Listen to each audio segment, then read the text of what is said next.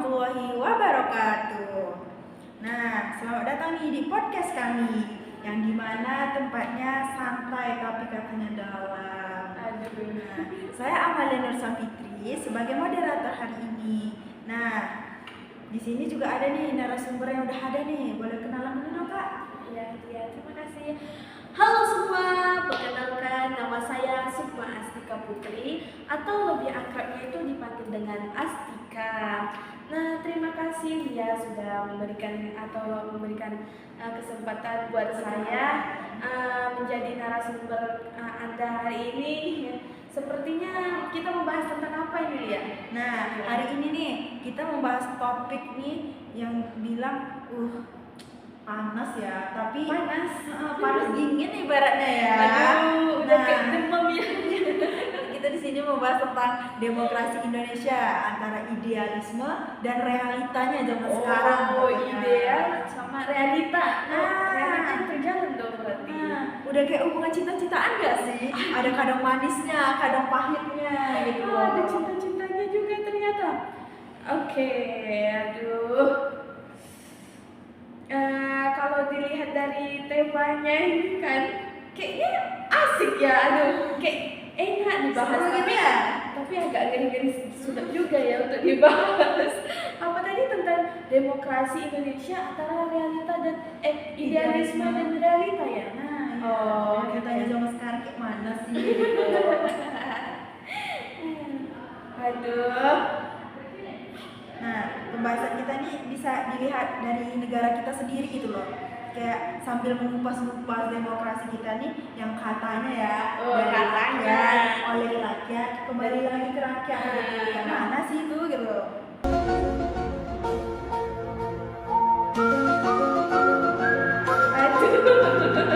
Nah, kita mulai aja langsung gak sih?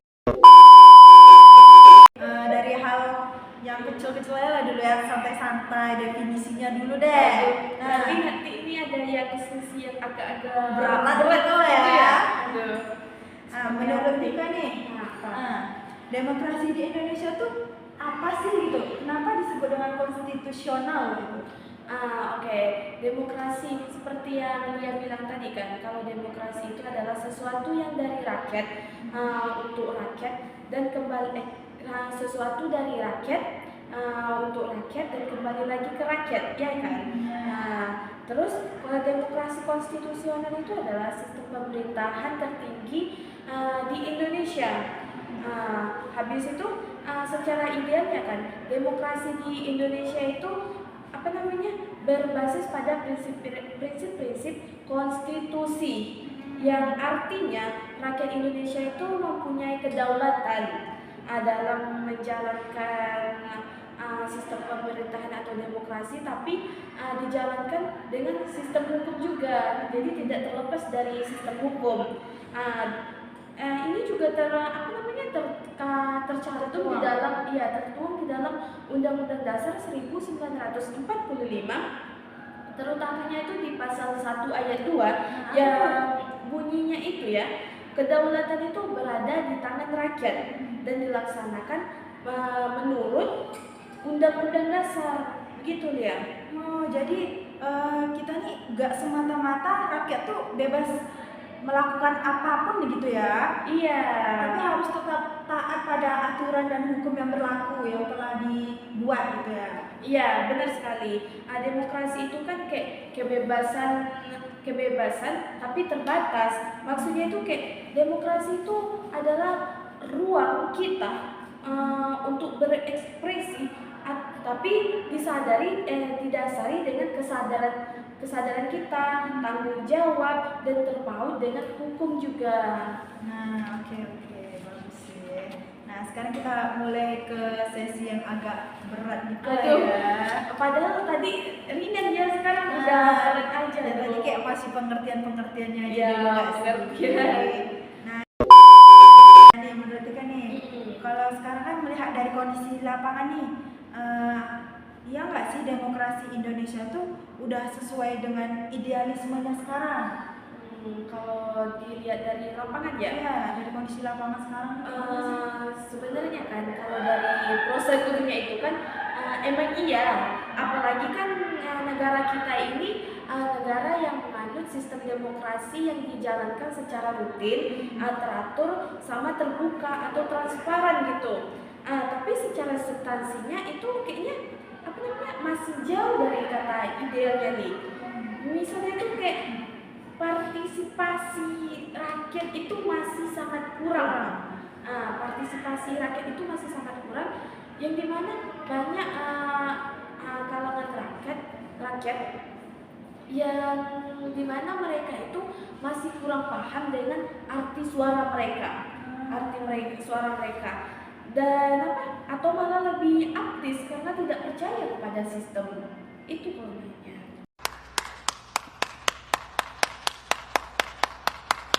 Padahal suara mereka tuh sangat penting gak sih untuk Iya, demokrasi zaman sekarang iya. ini? Makanya kalau satu suara aja yang hilang itu sangat berpengaruh. Itu guys, dengarin tuh. Suara kita tuh penting walaupun hanya satu itu aja. Jadi jangan meremehkan tentang suara aku aja lah sendiri gitu. Iya, kayak orang-orang yang sering golput tuh yang katanya tuh jangan dong golput. Kadang udah golput terus gak sampai lupa aja. Iya, udah golput ngambil Pak dari sogokan itu udah nggak mau milih pula. Itu tidak boleh, jangan diikuti ya teman-teman. Oh my god! Nah, yang dimana tuh katanya tuh ada namanya fenomena politik ya nggak sih? Oh iya. Yang katanya tuh banyak orang mikir nggak apa-apa deh dikasih uang toh yang kita pilih juga sama aja katanya. Nah, itu salah satu wujud realita yang bertolak belakang sebenarnya dengan demokrasi yang kita anut sekarang ini. Harusnya kan kayak demokrasi itu adanya demokrasi itu kan kayak seperti untuk memerdekakan masyarakat, yang dimana mereka itu bebas memilih tanpa adanya paksaan, mereka harus memilih sesuai dengan kriteria mereka gitu kan. Bukan hanya diiming-iming uang aja ya. Benar, tapi masalahnya yaitu kadang karena sogokan itulah mereka terpengaruh kayak gitu. Nah, kalau kita bisa lihat ini juga nih, banyak juga aktif dan keluar-keluar hanya saat pemilu doang gitu kan. Nah, tapi setelah itu pasti banyak yang bungkam, diam gitu. Seolah-olah demokrasi itu kayak dianggap selesai, tuntas gitu saat nyoblos doang. Nah iya, padahal kan demokrasi itu kan proses yang terus berjalan, bukan hanya berhenti pada titik itu, pada titik pemilihan doang kan. Nah yang berarti setelah kita mencoblos itu, rakyat juga tetap harus terlibat dalam mengawasi pemerintah. Pengawasan pemerintah seperti menyuarakan apresiasi dan memastikan pejabat itu kerjanya benar apa tidak sih, atau terus ya diawasi sesuai dengan tidak sih dengan demokrasi kita ini kayak gitu. Wow. Oke, kita bahas sedikit yang agak lebih mendalam lah ya. Aduh, tadi ringan terus berat. Ini agak mendalam ya Lia. Nah, di sini kita akan bahas tentang hubungan demokrasi lah dengan sistem hukumnya sekarang nih. Nah, menurut Tika nih, seberapa penting sih posisi hukum tuh dalam praktik demokrasi?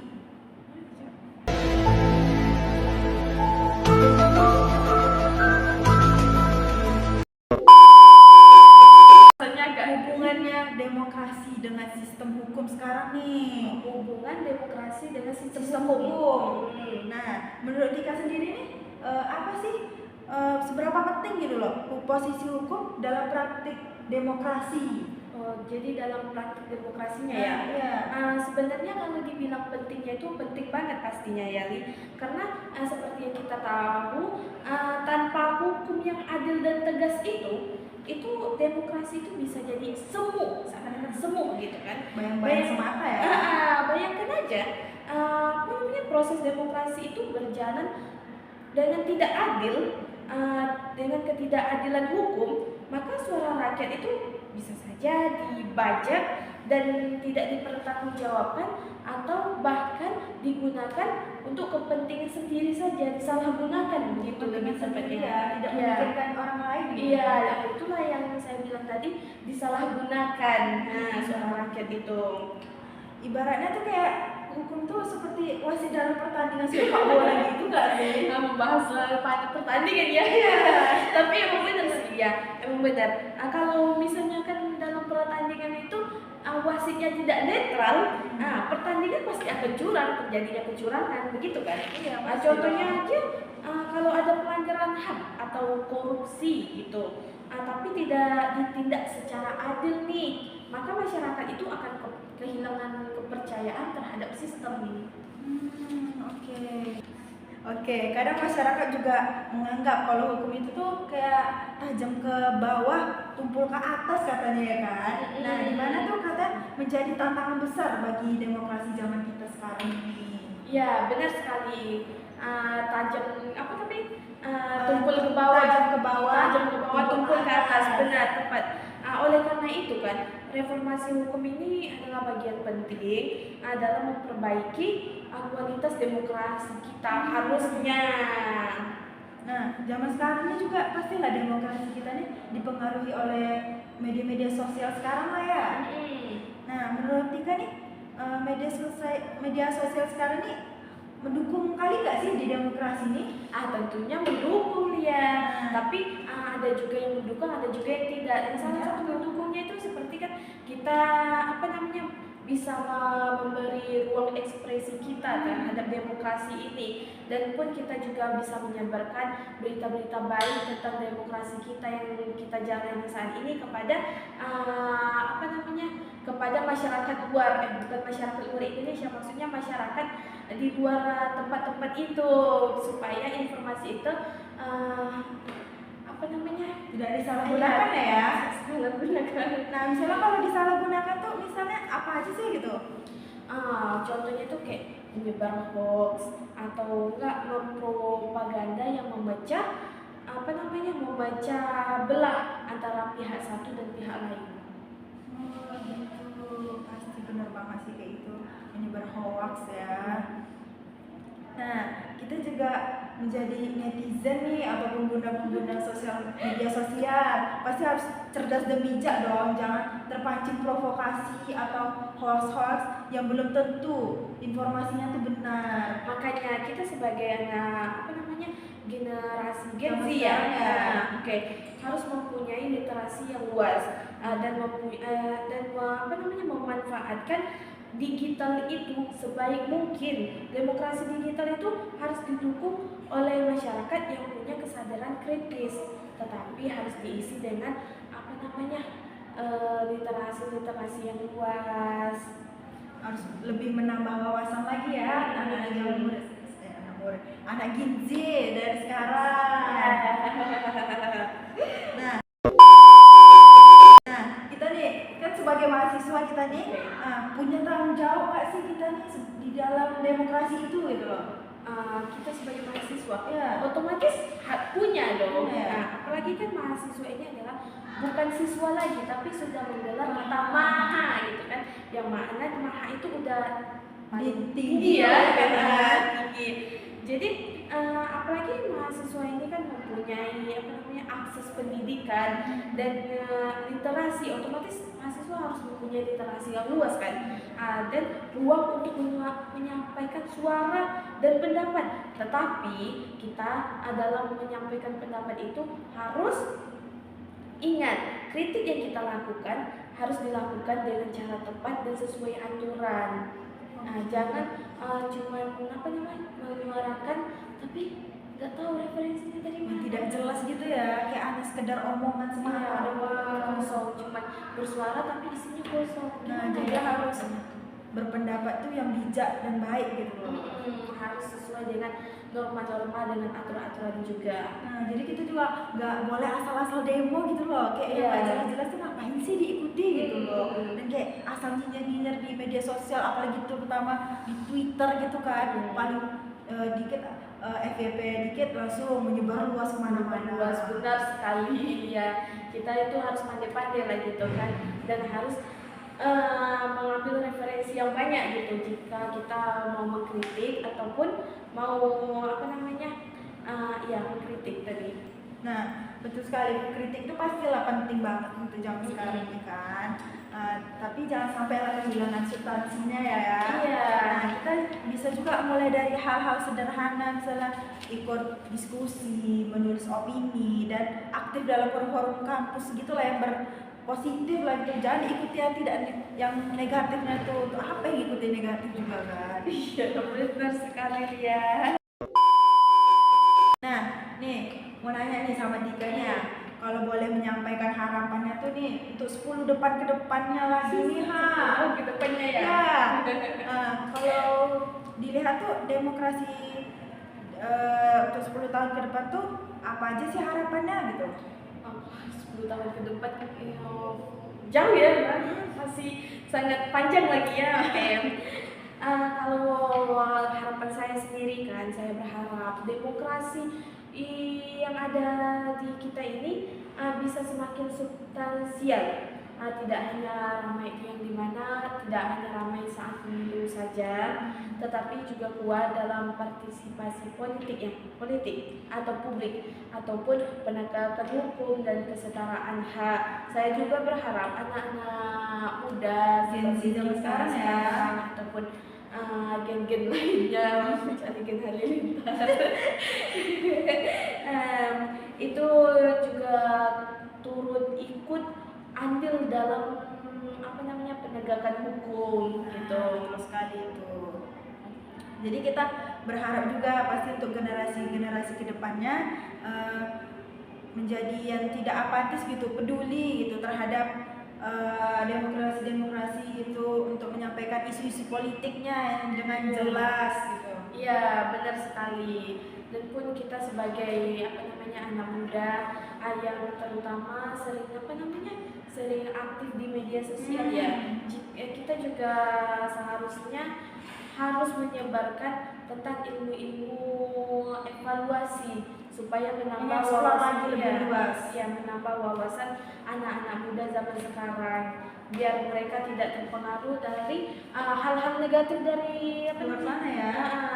tapi juga isu-isu politik yang tidak jelas gitu. Hanya karena itu nanti informasinya nggak jelas, mereka terpengaruh. Dan pun supaya mereka dalam menggunakan sosial media itu bermanfaat juga, bukan bermanfaat bagi diri mereka sendiri, tetapi juga bermanfaat bagi negara, walaupun sekecil apapun itu. Dan mereka juga pastilah bisa untuk bebas berpendapat, tapi harus tetap sopan lah ya. Harus menggunakan etika sesuai aturan, begitu kira-kira. Nah teman-teman, dari diskusi panjang hari ini nih, semoga lah ya kita bisa dapat memahami apa yang telah didiskusikan nih bersama Tika tadi nih, tentang demokrasi itu bukan hanya soal kebebasan aja gitu, tapi tanggung jawabnya pasti sangat besar banget kan. Sekali. Bukan hanya soal kebebasan kebebasan. Sebenarnya iya boleh bebas, tetapi harus bertaut pada hukum juga. Begitu, harus sesuai dengan aturan hukum, norma-norma yang ada yang kita anut. Jadi mulailah merubah. Jadi kita semua ini harus mengambil bagian lah gitu teman-teman, walaupun sekecil apapun kontribusi kita dalam hal tersebut. Harus tetap ikut andil ya, walaupun sedikit kita mengikutinya gitu. Karena sekecil apapun itu bakalan berpengaruh juga untuk masa depan negara kita, demokrasi kita, supaya demokrasi kita ini berjalan dengan adil tanpa adanya biar viral dulu baru diambil itu. Nah itu betul sekali tuh. Nah oke. Baiklah, terima kasih pada diskusi hari ini, dan terima kasih kepada teman-teman yang sudah menonton sampai habis, dan terima kasih kepada narasumber kita yang telah hadir dalam hari ini. Nah cukup sekian dari kami, kurang lebih mohon maafnya. Assalamualaikum warahmatullahi wabarakatuh.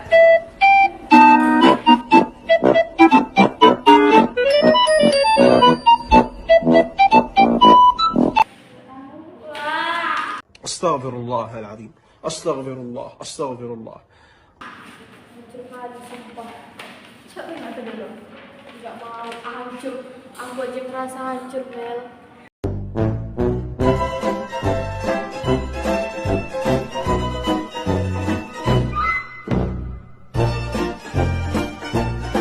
Tempatnya mana aja jalan saja rumah iya. Yang sebelah-sebelah. Iya. Oke. Mereka itu tetapi dalam koridor. Mereka itu